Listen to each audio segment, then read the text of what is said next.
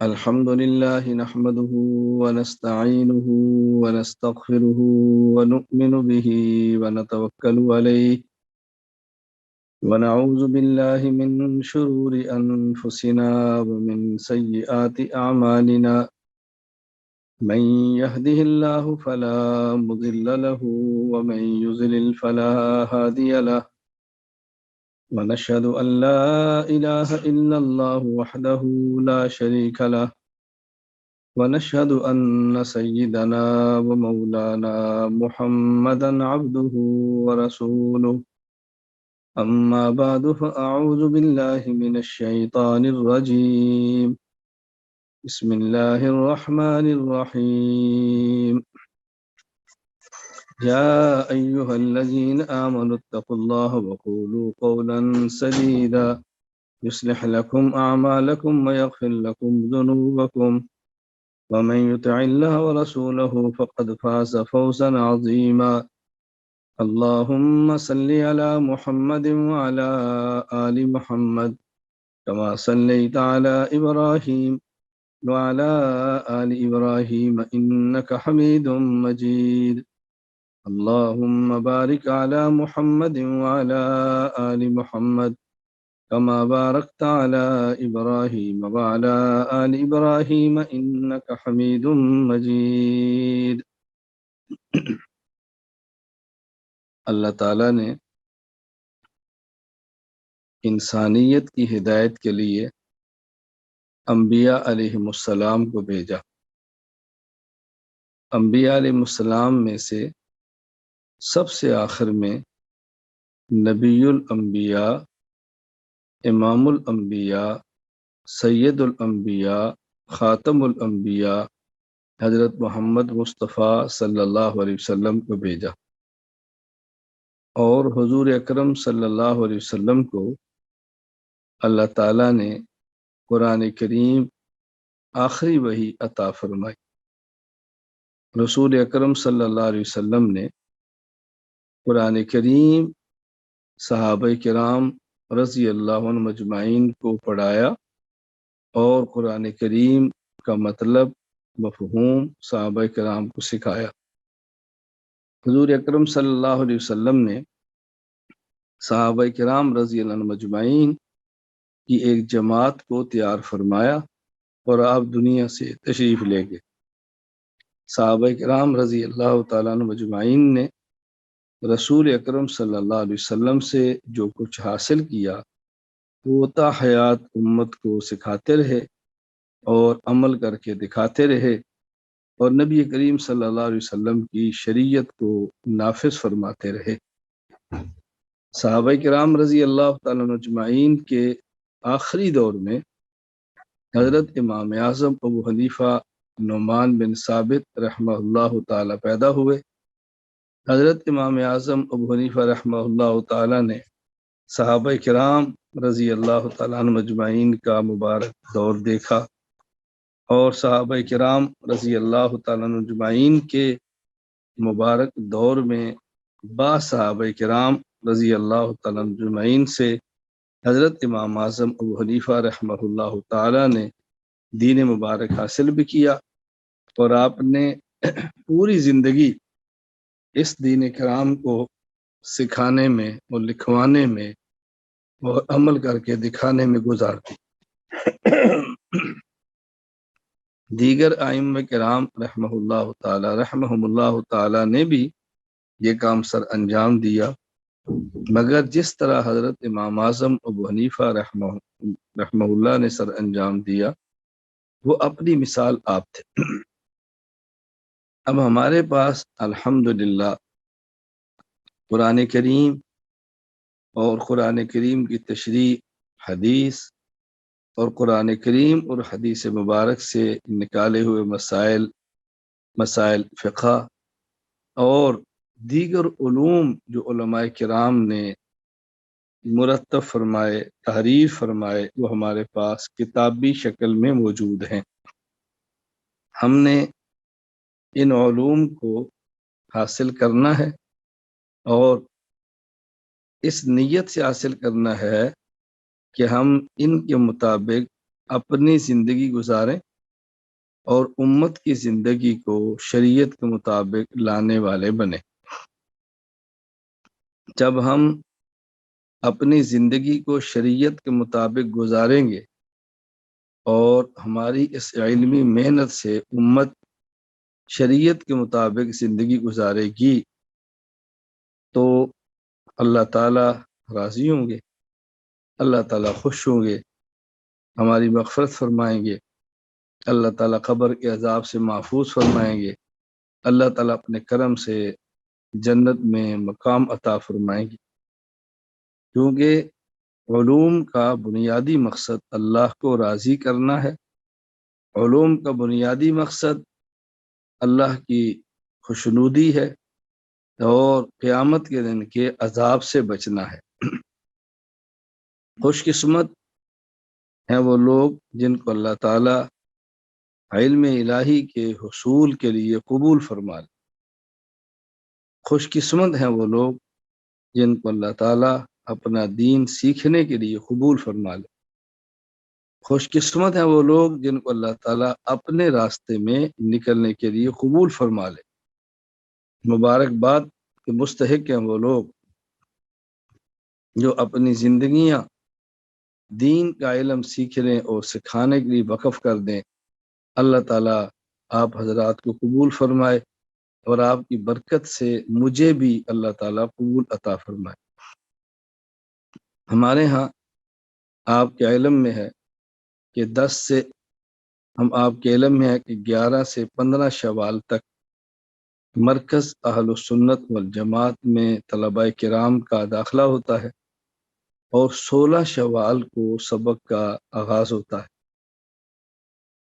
الحمدللہ ہمارے ہاں داخلے ہوئے، اور یہ بھی آپ کے علم میں ہوگا کہ جس طرح مرکز اہل سنت والجماعت سرگودہ اللہ کے فضل اور کرم سے دینی خدمات میں مشغول ہے، اب بحمد اللہ تعالی ادارت النعمان حیدرآباد ہندوستان بھی بن گیا ہے، وہاں بھی دورہ حدیث کا آغاز ہو چکا ہے، تخصص کا آغاز ہو چکا ہے، اور اس سال درجہ حفظ بھی شروع ہونے والا ہے۔ آئندہ اللہ نے توفیق عطا فرمائی تو رفتہ رفتہ دیگر درجات بھی شروع ہو جائے۔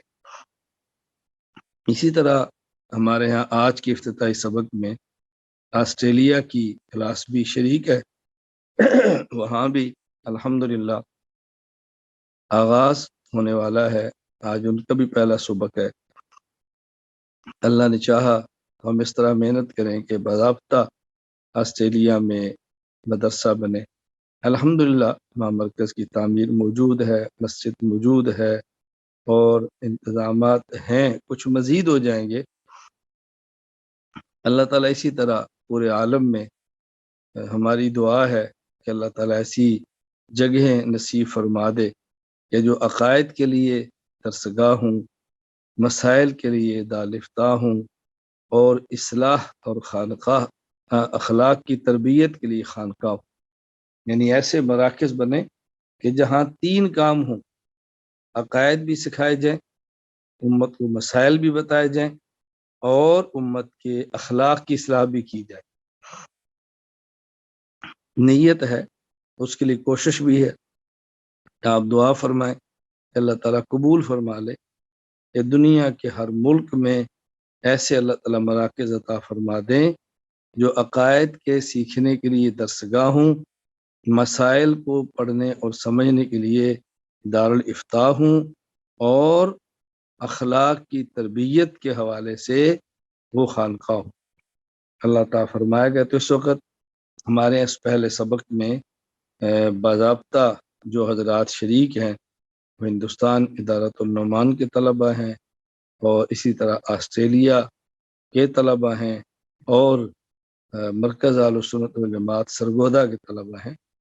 تو میں اس وقت براہ راست جو مخاطب ہوں وہ ان 3 ملکوں کے طلباء کرام سے ہوں۔ اس کے بعد ہمارا ایک 2 سال کا نصاب ہے علم دین، انشاءاللہ ان سے بھی گفتگو ہوگی آج شام کو، اس میں کئی ممالک کے کئی 100 طلباء کرام شریک ہیں، اللہ تعالیٰ قبول فرما لے۔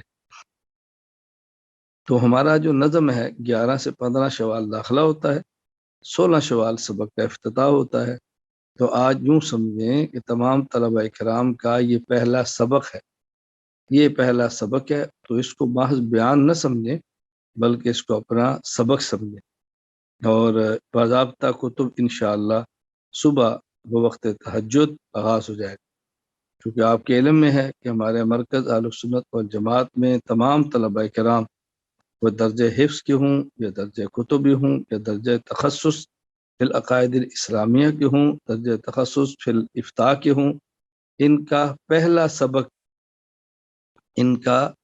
سبق وہ فجر کی نماز سے پہلے اور فجر کی اذان کے بعد ہوتا ہے، یعنی تہجد ادا کرنے کے بعد فجر کی اذان کے بعد پہلا سبق ہوتا ہے، اور انشاءاللہ صبح ہو انشاءاللہ۔ میں نے چند ایک باتیں آپ کی خدمت میں عرض کرنی ہے، اس کو توجہ سے سنیں اور اس کو پھر سمجھیں، اپنی زندگی میں لانے کی کوشش کریں۔ چونکہ ہم نے کتب پڑھنی ہے تو سب سے پہلے کتاب کو سمجھیں، کتاب کو سمجھیں، یعنی جس کتاب میں جو چیزیں پڑھائی جا رہی اس کو ہم نے سمجھنا ہے۔ کتاب کو سمجھنے کے لیے ضروری ہے نمبر 1، طالب علم سبق میں آنے سے پہلے رات کو جو سبق کل پڑھنا ہے اس کا رات کو مطالعہ کرے۔ مطالعے میں 2 چیزیں بنیاد ہونی چاہیے، نمبر 1 کتاب کا متن، نمبر 2 کتاب کا حاشیہ۔ نمبر 1 کتاب کا متن اور نمبر 2 کتاب کا حاشیہ، اس کا مطالعہ کرنا ہے، اس کو سمجھنا ہے۔ اور مطالعہ کا مقصد یہ نہیں کہ مکمل سمجھ آ جائے، مطالعہ کا مقصد یہ ہے کہ آپ کو یہ امتیاز ہو جائے کہ مجھے اتنا سمجھ آیا ہے، اتنا سمجھ نہیں آیا۔ سارا سمجھ آئے تو بہت اچھا، نہ آ سکے تو اتنا آ گیا ہے، اتنا نہیں آیا، امتیاز ہو جائے۔ صبح جب استاذ کے سبق میں بیٹھیں گے تو انشاءاللہ مکمل سمجھ آ جائے گا۔ میں یہ بات اس لیے کہہ رہا ہوں کہ اگر کسی طالب علم کو مطالعہ کرتے وقت رات کو کتاب کا متن سمجھ نہ آئے تو الجھن میں نہ پڑے، دل چھوٹا نہ کرے، تنگ نہ ہو کہ مجھے سمجھ نہیں آتا، مطالعہ کا فائدہ کیا ہوا۔ مطالعہ کا بنیادی مقصد ہی ہوتا ہے کہ کچھ سمجھ آئے اور کچھ نہ سمجھ آئے، فرق ہو جائے کتنا سمجھ آتا ہے کتنا نہیں آتا۔ پھر جب صبح درس کا بیٹھے گا، استاد سمجھائے گا تو دیکھنا اس کو کتنا لطف آتا ہے۔ تو نمبر 1 کتاب کا متن اور کتاب کا حاشیہ، اس کا مطالعہ فرمائیں، اور صبح پھر استاد کے سبق کو توجہ سے سنیں، جتنا استاد نے پڑھایا اس کو لکھیں، اگر استاد لکھواتا ہے، نہیں لکھ سکتے تو بعد میں لکھیں، یادداشت اور نوٹس تیار کریں۔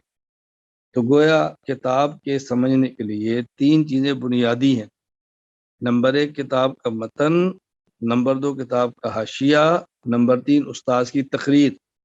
متن اور حاشیہ کا رات مطالعہ فرمائیں، صبح سبق میں استاد کی تقریر سنیں، اور پھر شام کو جو پڑھا ہے استاد سے اس کا تکرار کریں۔ انشاءاللہ العزیز کتاب سمجھ آئے گی جب ان 3 چیزوں کا خیال کیا۔ تو کتاب کو سمجھنے کے لیے 3 چیزیں بنیادی ہیں، کتاب کا متن اور کتاب کا حاشیہ، اس کا رات کو مطالعہ فرمائیں، صبح استاد کی تقریر سنیں، اور پھر اس کے بعد جو وقت مدرسے والے طے کریں کتاب کا تکرار فرمائیں۔ انشاءاللہ کتاب سمجھ آئے گی۔ پھر جو مرکز کا نظم ہو کہ مہینے بعد اس کا جائزہ ہے یا جو بھی امتحان کی ترتیب اس کی تیاری میں لگ جائیں، سب سے پہلے کتاب کو ہم نے سمجھنا ہے۔ نمبر 2 مرکز کے مزاج کو سمجھیں، کیونکہ آپ کا تعلق مرکز سے ہے، آپ مرکز کے طالب علم ہیں۔ عام طالب علم کو میری گفتگو سنے تو اس سے میں کہوں گا کہ جس ادارے میں آپ زیر تعلیم ہیں اس ادارے کے مزاج کو سمجھیں۔ مرکز میں آپ کو مرکز کا مزاج سمجھنا ضروری ہے اور اس مزاج کے مطابق خود کو ڈالنا ضروری ہے۔ مرکز آپ کے مزاج کے مطابق چلے ایسا تو نہیں ہوگا، چلنا تو ہم نے ہے مرکز کے مزاج کے مطابق، تو پھر بات سمجھ آئی۔ کیونکہ ہمارے ہاں مرکز میں 3 چیزیں بڑی بنیادی ہیں طلباء کے لیے، نمبر 1 حسن تعلیم، نمبر 2 حسن تربیت، نمبر 3 حسن انتظام، یعنی تعلیم بھی اچھی ہونی چاہیے اور تربیت بھی اچھی ہونی چاہیے اور نظم و ضبط بھی اچھا ہونا چاہیے۔ ان 3 چیزوں کا ہم نے خیال کرنا ہے، ان 3 چیزوں کو ذہن میں رکھنا ہے۔ نمبر 1 تعلیم اچھی ہو، نمبر 2 انتظام اچھا ہو، نمبر 2 تربیت اچھی ہو، اور نمبر 3 انتظام اچھا ہو۔ ان 3 چیزوں کا خیال کرنا ہے۔ مرکز کے مزاج کو بہت اچھی طرح سمجھے۔ اسی طرح ہمارے مرکز کے مزاج میں ایک بنیادی چیز ہے کہ ہمارے پورے کام کا مدار یہ مثبت ہے، منفی نہیں، مثبت ہے، منفی نہیں۔ یعنی ہم پورا کام اس پہ کرتے ہیں کہ ہم کون ہیں، ہمارے عقائد کیا ہیں، ہمارے مسائل کیا ہیں، اس پہ ہمارے دلائل کیا ہیں۔ یہ نہیں فلاں کیا کرتا ہے، فلاں کیا کرتا ہے، الگ بات۔ سب سے پہلے یہ ہے کہ ہم اپنے دین کو، اپنے مسلک کو، اپنے مذہب کو، اپنے اکابر کے منہج کے مطابق لے کر کیسے چل سکتے ہیں۔ تو ہمارے کام کی پوری بنیاد وہ مثبت ہے، منفی نہیں۔ اسی طرح ہمارے مرکز کے کام کا جو مزاج ہے وہ غیر سیاسی اور غیر عسکری ہے۔ ہم سیاست کے یا عسکریت کے مخالف یا موافق ہیں، یہ الگ بات ہے۔ ہم موافقت یا مخالفت کی بات نہیں کرتے۔ جو سیاست کرتے ہیں وہ اس پر اپنے دلائل دیں گے، عسکریت والے اپنے دلائل دیں گے۔ ہمارا مزاج اور مرکز کا یہ ہے کہ ہم غیر سیاسی اور غیر عسکری کام کریں گے۔ اس لیے جس طالب علم نے مرکز میں پڑھنا ہے وہ ابھی سے ذہن بنا لے کہ اس کو سیاسی اور عسکری چیزوں کی مرکز میں رہتے ہوئے مرکز کی طرف سے اجازت نہیں ہوگی۔ مرکز میں رہنا ہے تو غیر سیاسی اور غیر عسکری بن کے رہنا ہے، خالص علمی ماحول آپ نے پیدا کرنا ہے۔ تو مرکز کے مزاج کو سمجھیں۔ میں مرکز کا مزاج سمجھا رہا ہوں کہ مرکز کے مزاج کو سمجھیں، اس میں کمی اور کوتاہی نہ آنے دیں۔ اس حوالے سے میں نے 3 باتیں کی ہیں۔ نمبر 1 حسن تعلیم، حسن تربیت، حسن انتظام۔ یہاں تعلیم بھی اچھی ہوگی، تربیت کا خیال ہوگا، اور پھر انتظام منتظم مزاج کے ساتھ چلے۔ اسی طرح ہمارا کام مثبت ہے، منفی نہیں۔ اسی طرح علمی ہے، خالص سیاسی اور عسکری نہیں۔ مرکز کے مزاج کو سمجھیں گے، اس کے مطابق رہیں گے تو آپ کے لیے کام کرنا بہت آسان ہو جائے گا۔ نمبر 3 استاذ کے مزاج کو سمجھیں۔ جس استاذ کے پاس آپ پڑھتے ہیں آپ اس کو سمجھیں۔ ہمارے ہاں مرکز میں جو اساتذہ آپ کو پڑھائیں گے وہ تمام کے تمام اساتذہ میرے شاگرد اور میں ان کا استاد۔ آپ ان کے شاگرد بنیں گے اور وہ آپ کے استاد بنیں گے۔ تو جس طرح وہ اساتذہ مرکز میں میرے مزاج کے مطابق رہتے ہیں، آپ نے آگے ان کے مزاج کے مطابق چلنا ہے۔ اور میں ابھی زندہ ہوں، آپ سے گفتگو کر رہا ہوں، تو آپ نے اس حوالے میں سب سے اہم یہ ہے کہ میرے مزاج کو سمجھنا ہے۔ ہمارے ہاں تخصص کے لیے علماء کرام تشریف لاتے ہیں۔ میں بطور خاص ان علماء کرام کی خدمت میں عرض کرتا ہوں کہ آپ پورا سال میرے پاس رہیں اور علمی قابلیت حاصل کر لیں اور میرا مزاج لے کر نہ جائیں تو آپ نام کے مرکز کے متخصص ہوں گے، در حقیقت آپ ہمارے متخصص نہیں ہوں گے۔ اور اگر آپ میرا مزاج لے کر چلے گئے تو آپ پھر صحیح معنوں میں متخصص بنے گے۔ میں وقتاً فوقتاً دینی امور کے حوالے سے اپنے مزاج کے مطابق آپ کو ڈالنے کی کوشش کروں گا، آپ کو بتاتا رہوں گا کہ ہمارا مزاج کیا ہے۔ اس میں بہت ساری چیزیں ہیں جو بہت سمجھنے والی ہیں، تو استاذ کے مزاج کو سمجھیں۔ میں ایک بات بطور مثال کے عرض کر دیتا ہوں۔ چند دن قبل میں ایک ملک میں تھا تو کچھ علماء تشریف فرما تھے۔ ایک عالم نے مجھ سے سوال کیا کہ وہ علماء جو فرقہ ہے باطلہ یا فرقہ ہے ضالہ کو لے کر مشترکہ طور پہ دین کا کام کرتے ہیں، ان کے بارے میں مجھ سے اس نے کہا کہ فرقہ ضالہ اور فرقہ باطلہ کو ساتھ ملا کر کام کرنا کیسا ہے؟ تو میں نے ان سے کہا کہ آپ مجھ سے میری پالیسی پوچھ رہے ہیں یا جو علماء کر رہے ہیں ان کے بارے میں پوچھ رہے ہیں، تو باتیں الگ ہے نا۔ اگر آپ مجھ سے میری پالیسی پوچھتے ہیں تو میں آپ بتاؤں گا، اور جو علماء اس طرح کام کر رہے ہیں ان کے بارے میں پوچھیں گے تو ان کے خلاف بولنا میرا مزاج نہیں ہے۔ ہماری ضرورت نہیں ہے، ہم ساتھ نہیں ملاتے، ان کی ضرورت ہوگی وہ ملاتے ہیں، اپنی ضرورت پر وہ دلائل پیش کریں گے، ان کے بارے میں مجھ سے نہ پوچھیں، آپ ان کے بارے میں ان سے رائے لیں، وہ اپنی پالیسی پر بہتر رائے ارشاد فرما سکتے ہیں۔ اب دیکھو نا، یہ ہمارا مزاج ہے، یہ ہمارا مزاج ہے کہ ہم اپنی ترتیب کو دوسرے پر مسلط نہیں کرتے اور دوسرے کی ترتیب کا خود کو پابند نہیں کرتے۔ اسی طرح ہمارے یہاں کام کا مزاج ہے کہ ہم فقہی معاملات میں، اجتہادی امور میں جو ہمارا ذوق ہے اکابر کا اور صحیح ذوق ہے، اجتہادی امور میں اپنی رائے کو لے کر چلتے ہیں، اور دوسرے کی رائے پر ہم بحث نہیں کرتے، پابند نہیں کرتے۔ ان کی اپنی رائے، ہماری اپنی رائے پر عمل کرتے ہیں، دوسرے کی رائے کا احترام کرتے ہیں۔ تو جہاں آپ نے رہنا ہے خصوصاً مرکز میں، تو یہاں مرکز میں رہتے ہوئے اساتذہ کرام کے مزاج کو سمجھیں۔ اگر آپ اساتذہ کرام کے مزاج کو سمجھ کر چلیں گے تو آپ کو پڑھنے میں دقت نہیں ہوگی، آسانی ہوگی۔ نمبر 4، مرکز میں رہتے ہوئے کوشش کریں بلا ضرورت مرکز سے باہر نہ نکلیں، خواہ وہ چھٹی کا وقت ہو اور خواہ چھٹیوں کا وقت۔ ایک ہوتا ہے چھٹی کا وقت، ایک ہوتا ہے چھٹیوں کا وقت۔ ایک تو یومیہ ہے، عصر سے مغرب چھٹی ہے، تو کوشش کریں مرکز کے اندر رہیں۔ بہت وسیع گراؤنڈ موجود ہے کھیلنے کے لیے، بہت وسیع لان موجود ہے بیٹھنے کے لیے، سب انتظامات ہیں۔ سڑک کی طرف نہ جائیں، بازار کی طرف نہ جائیں، باہر نہ جائیں جس حد تک ممکن ہو۔ اسی طرح جب چھٹیاں ہوتی ہیں 3 دن کی، یا جمعے کی چھٹی ہے، یا کسی امتحان کی چھٹی ہے، یا اور کوئی چھٹی ہے، تو اس میں بھی کوشش کریں مرکز میں رہنے کا مطلب مرکز کی ترتیب کے مطابق مرکز میں رہیں یا گھر میں رہیں، آوارہ گردی نہ کریں، باہر نہ گھومیں، گناہوں کے مقامات پر نہ جائیں۔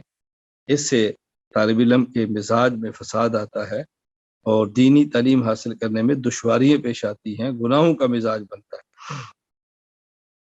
نمبر 5، زمانے طالب علمی کو سائنچہ سمجھیں۔ زمانے طالب علمی کو سائنچہ سمجھیں۔ جس طرح اینٹ تیار کرنے لوہے کا سائنچہ بنایا جاتا ہے اور اس میں مٹی ڈالتے ہیں، اینٹ تیار ہوتی ہے۔ سائنچہ سیدھا ہو، اینٹ سیدھی ہے، وہ ٹیڑھا ہو تو اینٹ ٹیڑھی ہے۔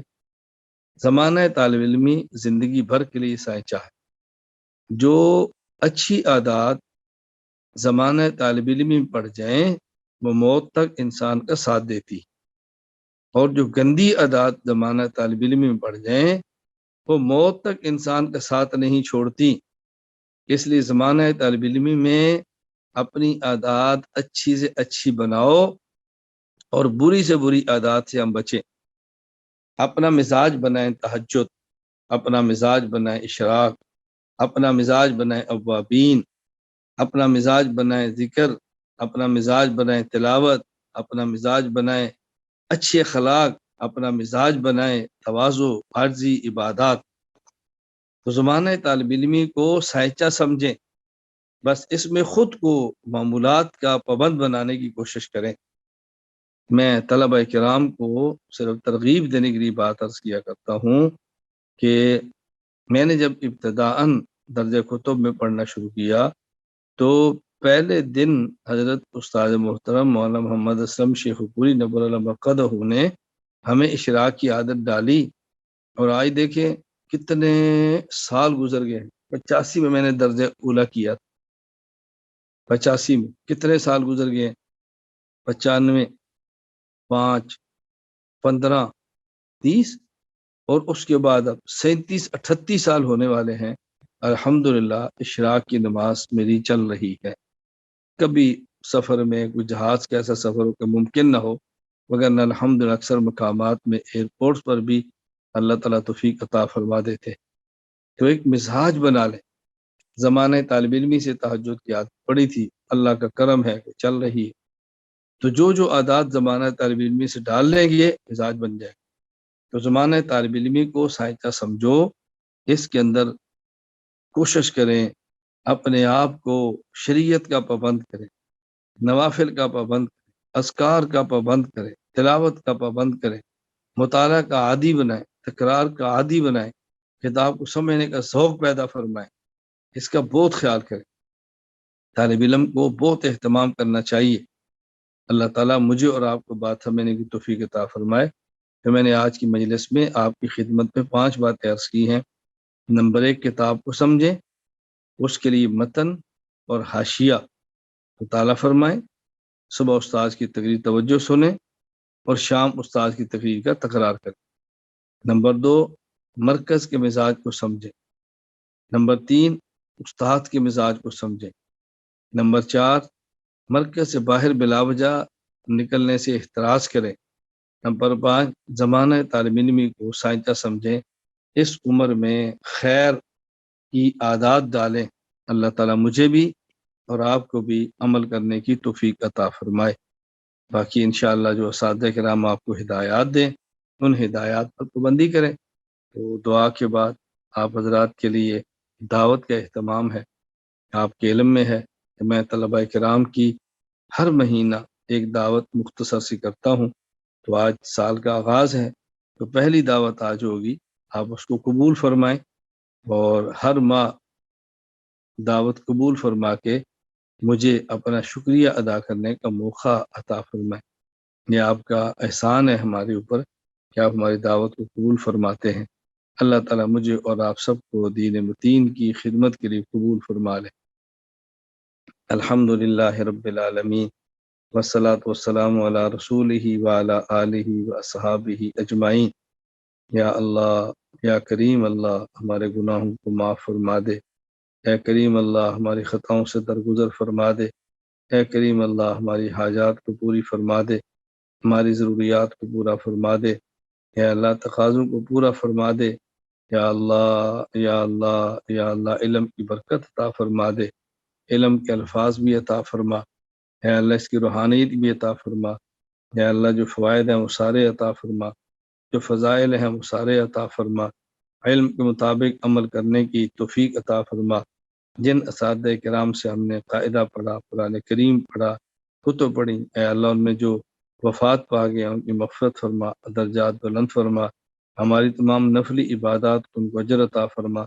جو حیات ہیں اے اللہ ان کی عمر میں برکت عطا فرما، ان کے علم میں برکت عطا فرما۔ یا اللہ ان کی ساری ضروریات اپنے کرم سے پوری فرما۔ اے اللہ کریم ان طلباء کرام کو اپنے فضل سے، اپنے کرم سے تو قبول فرما لے۔ اے اللہ کریم ان کو عمل کی توفیق عطا فرما۔ اے اللہ ان کی تربیت فرما دے، ان کو والدین کی آنکھوں کی ٹھنڈک بنا دے۔ اے اللہ ان کو دیر اور دور کے لیے قبول فرما لے۔ اے اللہ کریم مرکز کو شاد اور آباد فرما، مرکز کے نفع کو عام فرما۔ اے اللہ خیر پھیلنے کا ذریعہ بنا، شرور سے بچنے کا ذریعہ بنا۔ اے اللہ کریم اپنے فضل سے، اپنے کرم سے مرکز کی جلد تعمیر کے اسباب عطا فرما۔ اے اللہ کریم مرکز کی جلد تعمیر کے اسباب پیدا فرما۔ یا اللہ مرکز کی جلد کے تعمیر کے اسباب پیدا فرما۔ اے اللہ کریم، اے اللہ کریم اہل حق اس کو مرکز بنا دے۔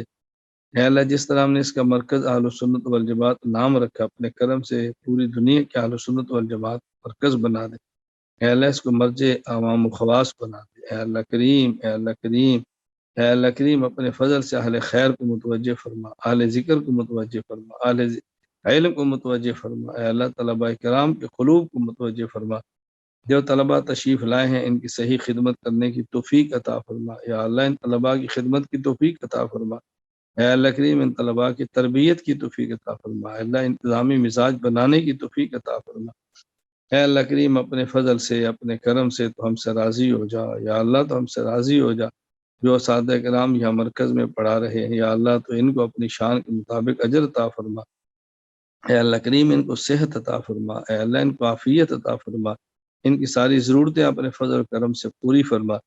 اے اللہ کریم ہمارے دنیا بھر کے معاونین جو ہمارے ساتھ مالی معاونت کرتے ہیں، ہماری ضروریات کا خیال کرتے ہیں، اے اللہ تو ان کے لیے کافی ہو جا، ان کے مال میں برکت دے دے، ان کے گھر میں برکت دے دے، ان کے رزق میں برکت دے دے، ان کی اولاد میں برکت دے دے، ان کی نسلوں کو دین کی خدمت کے لیے قبول فرما دے۔ یا اللہ، یا اللہ، یا اللہ ان سب کا خاتمہ جب بھی فرما تو ایمان پہ فرما، قبر کے عذاب سے محفوظ فرما۔ آخرت میں اپنے حبیب صلی اللہ علیہ وسلم کی شفاعت نصیب فرما۔ اے اللہ ہمیں بغیر حساب کے جنت میں داخلہ عطا فرما۔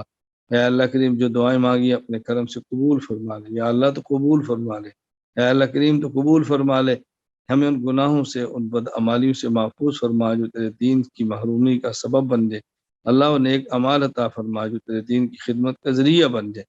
اے اللہ تمہاری ان دعاؤں کو قبول فرما۔ وصلی اللہ تعالی علی رسولہ خیر خلقہ محمد وعلی آلہ وصحابہ اجمعین، آمین برحمتک یا ارحم الراحمین۔ السلام علیکم ورحمۃ اللہ وبرکاتہ۔